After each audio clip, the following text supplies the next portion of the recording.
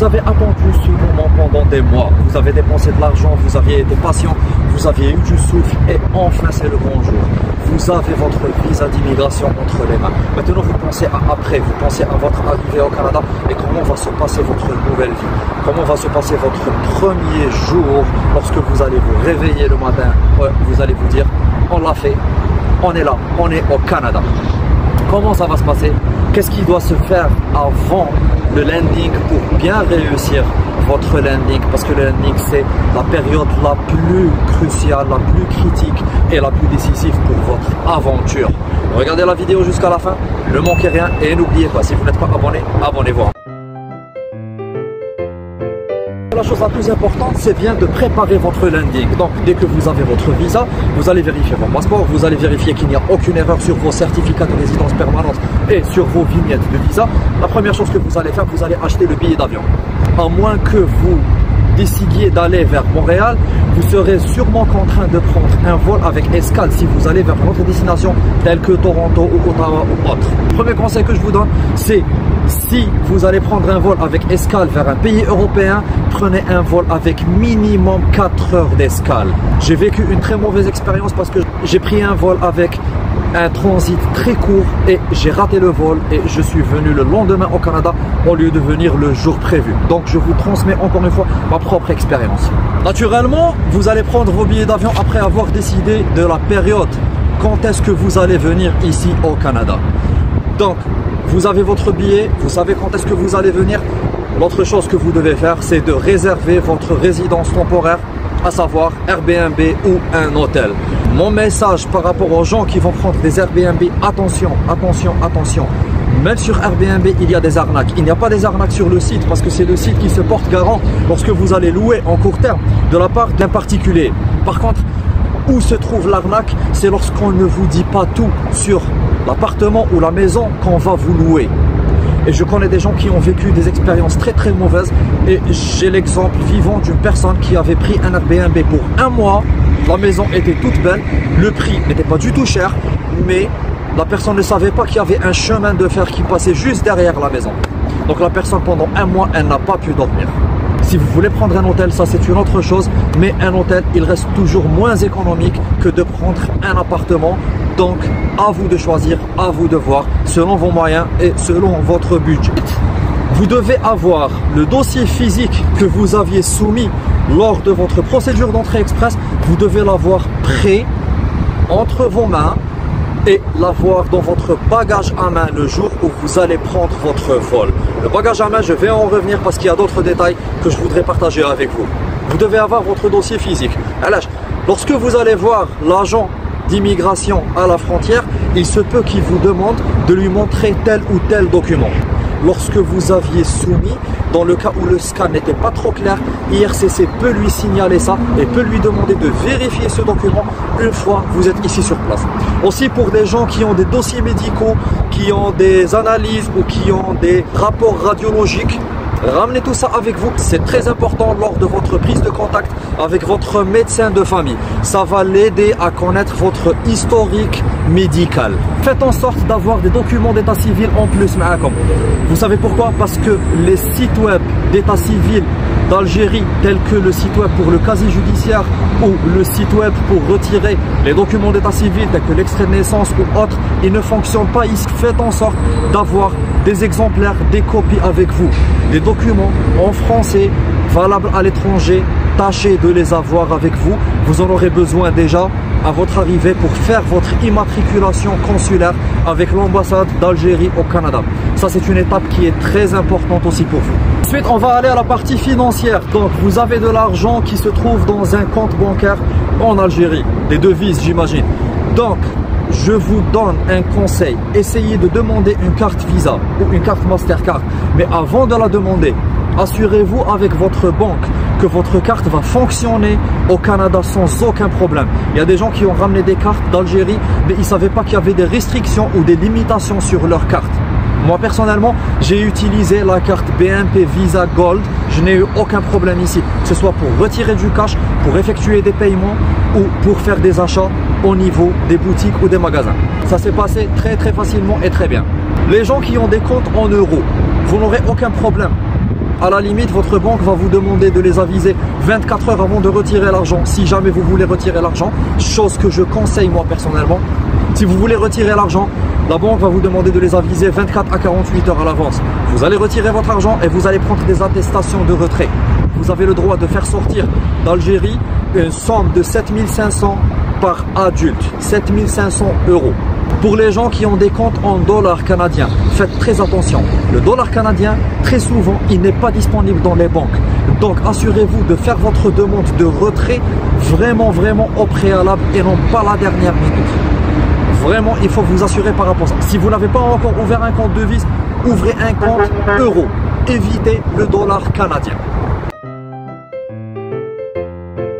Donc le jour du vol, essayez de vous présenter vraiment très à l'avance par rapport au vol. Si vous allez décoller d'Algérie, d'Alger par exemple, tâchez d'être là 4 heures avant le vol.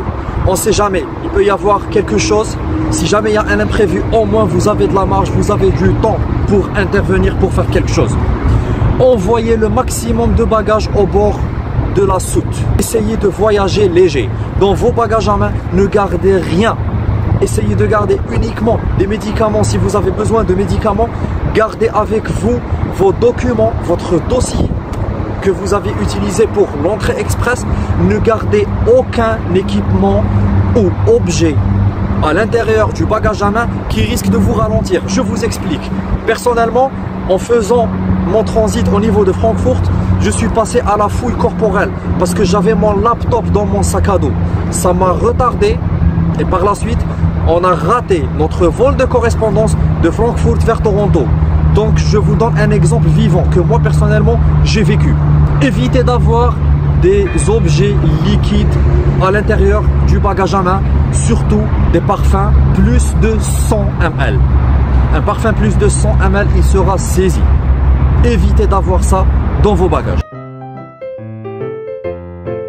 Vous êtes arrivé au Canada, vous venez d'atterrir. La première des choses, vous allez passer par les bornes automatiques. Donc au niveau des bornes, vous allez entrer vos informations, vous allez prendre vos photos et vous allez avoir des reçus. C'est avec ces reçus-là que vous allez vous présenter au niveau de l'agent d'immigration. L'agent d'immigration va vous demander vos passeports et vos certificats de résidence et va vous demander de vous asseoir. L'agent peut vous rappeler pour vous demander tel ou tel document. Si tout se passe bien, l'agent va vous demander votre adresse afin de vous envoyer vos cartes RP. Si vous avez une adresse d'hôtel, elle ne sera pas acceptée. Si vous avez une adresse de résidence temporaire, vous pouvez tenter le coup. Vous pouvez communiquer l'adresse de résidence temporaire si vous allez prendre une résidence temporaire pour minimum 1 mois. Parce que les cartes RP mettent en moyenne 3 semaines à 4 semaines pour arriver. Et sinon, il vaut mieux prendre le formulaire et attendre lorsque vous aurez votre propre maison. Vous renvoyez le formulaire ou vous appelez IRCC et vous partagez votre adresse avec eux afin qu'on vous envoie vos cartes. Ou sinon, vous avez toujours l'option de communiquer l'adresse d'un ami ou d'un proche. Au niveau de la frontière, il va vous poser des questions, il va vous demander vous allez où. Et vous allez naturellement communiquer la ville, là où vous allez vous installer en premier. Donc si vous êtes fédéral, entrée express, vous avez l'intention de vous installer à Montréal, ne dites pas ça. Vous dites seulement que vous allez passer quelques jours à Montréal chez des proches et ensuite vous allez regagner votre province. Ne dites jamais que vous allez vous installer à Montréal parce que c'est interdit par la loi. Une fois fini avec l'agent d'immigration, vous allez entendre la fameuse phrase « Welcome to Canada ». À ce moment-là, vous allez récupérer vos bagages et vous allez rentrer, vous reposer parce que le vol, j'imagine, aura été long. Votre premier jour au Canada, à quoi il va ressembler? La première chose que vous devrez faire, c'est d'aller demander votre NAS. Localisez le service Canada le plus proche de votre lieu de résidence et allez-y demander votre NAS. Pour le NAS, vous n'avez pas besoin de rendez-vous. Peut-être que vous allez trouver une petite file d'attente, mais ça reste gérable. Ça se fait rapidement et vous aurez votre NAS, numéro d'assurance sociale. Attention, conservez le NAS avec vous, ne le divulguez à personne parce que le NAS est égal à votre vie ici au Canada. Et c'est avec le NAS que vous allez par la suite ouvrir un compte bancaire et vous allez faire plein d'autres choses en utilisant votre NAS. La deuxième des choses, vous devez aller à la banque. Si vous avez du cash avec vous, vous devez vous en débarrasser très rapidement. Vous allez à la banque, vous ouvrez votre compte bancaire et le conseil que je vous donne, si vous avez de l'euro avec vous, ne donnez jamais les euros à la banque. ils prennent un taux de change qui est très abusif parce qu'il inclut les frais de change en faveur de la banque. Personnellement, j'ai échangé une somme en euros au niveau de la banque parce que je ne savais pas qu'est-ce qu'il fallait faire et j'ai perdu environ 2000 $ en une seule transaction. Donc, si vous avez des euros, trouvez des bureaux de change à l'extérieur. Il y en a plein en ville. Échangez vos euros contre des dollars canadiens et allez-y directement les déposer dans votre compte bancaire lorsque vous allez y procéder. La troisième chose que vous devrez faire, c'est la demande du numéro Ontario Health ou les cartes santé Ontario si vous allez venir en Ontario. Ça par contre, ça se fait par rendez-vous. Donc vous localisez le service Ontario le plus proche, vous prenez rendez-vous, vous vous présentez. Pour ça, vous pouvez communiquer votre adresse temporaire, mais vous veillez à ce que les cartes, lorsque vous allez les recevoir, on va vous les remettre. Parce que les cartes seront envoyées vers cette adresse. Donc vous devez vous mettre d'accord avec le proprio ou avec quelle que soit la personne qui va vous héberger afin de vous remettre vos cartes une fois reçues. Dès que vous avez vos numéros de santé, parce que même si vous n'avez pas les cartes, on va vous donner vos numéros. Vous allez directement demander un médecin de famille. Il y a une plateforme, je vais poster le lien dans la description, c'est HCC, Healthcare Connect. Vous allez sur cette plateforme, vous allez remplir les formulaires. Par la suite, vous allez recevoir une lettre. Cette lettre va vous mettre en contact avec une personne, ce qu'on appelle une personne ressource. Vous allez par la suite contacter cette personne ressource qui va vous proposer une série de centres médicaux autour de votre lieu de résidence. Une fois vous optez pour un des centres, ils vont vous mettre en contact avec votre nouveau médecin de famille qui va vous prendre en charge. L'étape la plus importante, c'est de chercher une maison, chercher une location. J'ai pas envie de vous faire peur, mais c'est l'étape la plus dure. Donc lorsque vous voulez chercher une maison, vous avez les sites web. Je vais poster une liste de sites web que vous allez trouver en description. Vous pouvez déjà commencer à les consulter dès maintenant.